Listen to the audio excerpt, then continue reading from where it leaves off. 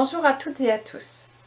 Le dossier, la thématique et les documents qui vous sont fournis pour l'épreuve de CSE sont un prétexte en fait pour vous faire parler, pour que vous puissiez montrer vos connaissances sur le système éducatif. Si on ne fait son exposé qu'à partir des documents qui vous sont fournis dans le dossier, eh bien ce serait abordable pour tout le monde et donc il n'y aurait pas de mise en avant de vos connaissances et donc l'apport de points susceptibles d'être fait. Alors, une fois que vous avez appris la méthodologie de construction de l'exposé, donc là je vous renvoie à la vidéo numéro 3 et à la fiche qui correspond, eh bien l'ensemble des fiches et des vidéos sur les différentes thématiques vous aident à faire ce que j'appelle les ramifications. Donc les ramifications, ce sont des apports auxquels vous devez penser et les mentionner, même et surtout s'ils ne sont pas décrits dans les documents. Donc ces ramifications font que vous allez apporter des connaissances nouvelles et que vous allez marquer des points tout en augmentant par là même la durée de votre exposé. Donc bien sûr, ces ramifications, il faut qu'elles soient toujours en lien avec le thème de votre dossier. Voici un exemple. Donc j'ai pris un dossier fictif sur la continuité école-collège. Donc la vidéo numéro 3 vous apprend à faire l'introduction et ensuite la conclusion. Donc la conclusion pour justement pouvoir bien terminer votre exposé si jamais le jury vous coupe. Donc le plus souvent le jury vous dit à 14 minutes, attention il ne vous reste plus qu'une minute pour conclure. Donc quand on a écrit sa conclusion, ça permet de bien terminer son exposé. Alors, voici l'introduction que je vous propose à propos de ce sujet fictif continuité école-collège. Le dossier que j'ai eu à analyser porte sur la continuité école-collège. Il comporte 3 documents, tous institutionnels. Les 2 premiers ont été publiés en 2014, soit 1 an avant la 3e loi d'orientation.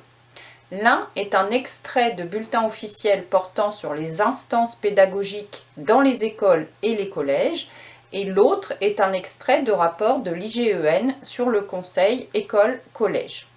Le troisième est un extrait du Vademecum du conseil école-collège produit par l'Académie de Lille. Il a été consulté en 2015, qui est l'année des précédents programmes de l'école maternelle. Après avoir énoncé les types de documents composant ce corpus, je vais reformuler les 3 questions posées de manière à extraire une problématique. La continuité école-collège suppose une bonne connaissance des textes officiels à disposition des professeurs afin d'élaborer des outils communs et des actions la facilitant. Dans une première partie, je définirai la continuité école-collège, particulièrement le conseil école-collège. Dans une seconde partie, je développerai des actions possibles à mettre en œuvre afin de dépasser certaines difficultés. Dans une troisième partie, je détaillerai plus particulièrement 3 parcours qui reflètent une forme de continuité. Alors voici maintenant la conclusion que je vous propose. Dans une première partie, j'ai défini le conseil école-collège et plus largement la continuité entre les deux. Dans la seconde partie, j'ai développé des actions possibles susceptibles de résoudre d'éventuelles difficultés. Dans une troisième, j'ai développé 3 parcours illustrant la continuité des apprentissages tout au long de la scolarité. Pour conclure, je dirais que réfléchir à la mise en œuvre de la continuité école-collège est un devoir collectif des professeurs au service de la réussite de tous les élèves, mais aussi au bénéfice d'un travail en équipe efficace et serein. Donc, plus l'introduction est rédigée, la conclusion est rédigée, donc c'est la même méthodologie qui fonctionne avec toutes les thématiques qui peuvent vous être proposées dans les dossiers CSE. Voici maintenant le développement pour le corps de l'exposé.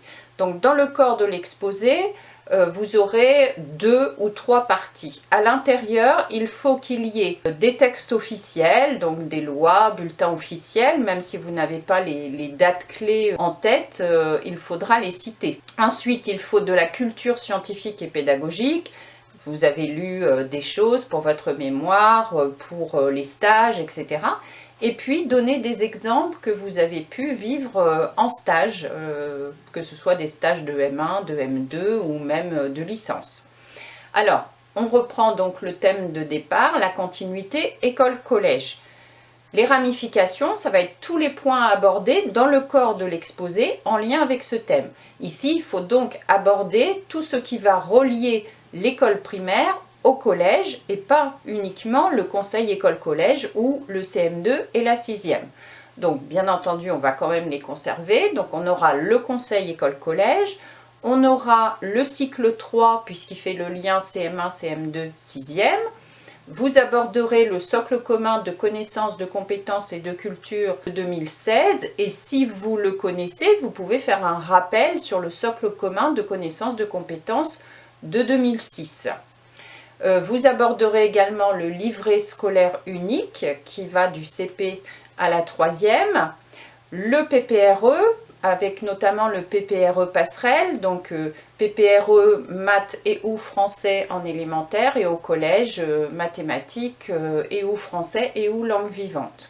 Vous aborderez les parcours, le parcours citoyen, le parcours d'éducation artistique et culturelle, le parcours éducatif de santé car ils vont de la maternelle jusqu'au lycée.